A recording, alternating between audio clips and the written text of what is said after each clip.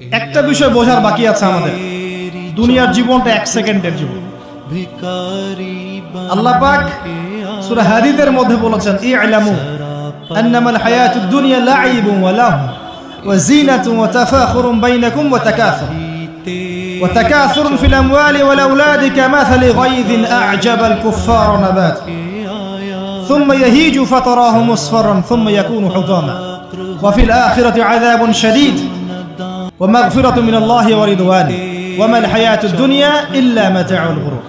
আল্লাহ পাক বলছেন, জেনে রাখো তোমরা সবাই এই জমিনবাসী, এই দুনিয়ার হায়াতটা খেলা। খেলা মানে কি দেখেন, ছোট্ট বাচ্চারা খেলা ছাড়া কিছু বোঝে? ওর কাছে দুনিয়া ওইটাই, দুনিয়ার প্রথম স্টেজ খেলা। ওয়াল্লাহু একটু বড় হবে, যখন কিশোর হবে, ওর কাছে ঠাট্টা হাসি তামাশা, ডোন্ট কেয়ার, দুনিয়াতে কোনো কিছু নেই, খাওয়া দাওয়া ফুর্তি করো। লাহ। আর একটু বড় হবে, ওয়াজিনাতুন তাফাখুরুম বাইনাকুম ওয়া তাকাসুর, একটু বড় হবে তখন বাড়ি গাড়ি স্ট্যাটাস সৌন্দর্য চাকচিক্য প্রতিযোগিতা, তাফাখুরুম বাইনাকুম ওয়া তাকাসুর। এভাবে দুনিয়ার জীবন যাচ্ছে। এই এক্সাম্পলটা আল্লাহ পাক দিয়েছেন এমন ভাবে যে একটা ভূমি ছিল অনুর্বর, বৃষ্টি হলো, সেখানে সবুজ শ্যামল ফসল ফললো, এক পর্যায়ে ফসলটা আস্তে আস্তে হলুদ বর্ণ ধারণ করলো এবং সেটাকে কেটে ফেলা হলো, তারপর শুধু খড়কুটা বাকি থাকলো। এই হলো দুনিয়ার জীবনের এক্সাম্পল। এরপর পরকালে বাকি আছে দুইটা জিনিস, হয় ক্ষমা, রিদওয়ান মাগফিরাত ক্ষমা, অথবা আযাবুন শাদীদ। আমাদেরকে মাথায় ইনস্টল করতে হবে, দুনিয়াতে আমরা কেউ থাকতে আসি নাই। প্রথম কথা, এখানে আমরা এসেছি বড় জোর 60, 70, 100 বছরের হায়াত নিয়ে, যার মধ্যে মোটামুটি ভাবে 30, 40, 50 বছর চলে গেছে, কারো 20 বছর 25 বছর চলে গেছে, বুঝতে না বুঝতেই চলে গেছে, মানে ভালো মন্দ বোঝার আগেই শেষ।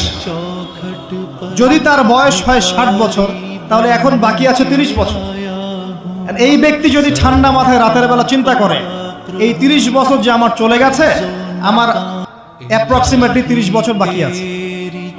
বাকি আছে বুঝলাম, যা চলে গেছে, এই চলে যাওয়া 30 বছরে আমি 10 বার জেনা করেছি, 20 বার মদ খেয়েছি, ঠিক আছে, মানুষের সম্পদ আত্মসাৎ করে খেয়েছি, পরকিয়া করেছি, চুরি করেছি, ডাকাতি করেছি, মিথ্যা বলেছি, নামাজ পড়ি নাই, রোজা রাখি নাই। আমরা প্রত্যেকে যদি আমলনামা ঘাটি আজকে রাত্রে, এরকম একটা লিস্ট আমরা তৈরি করতে পারবো।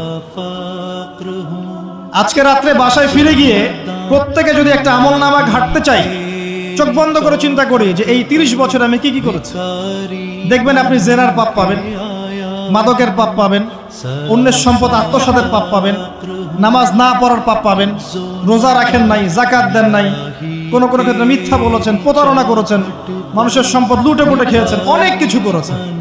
কিন্তু আমাদের চলাফেরা দেখলে মনে হয় যে আমরা কোনো পাপ করিনি।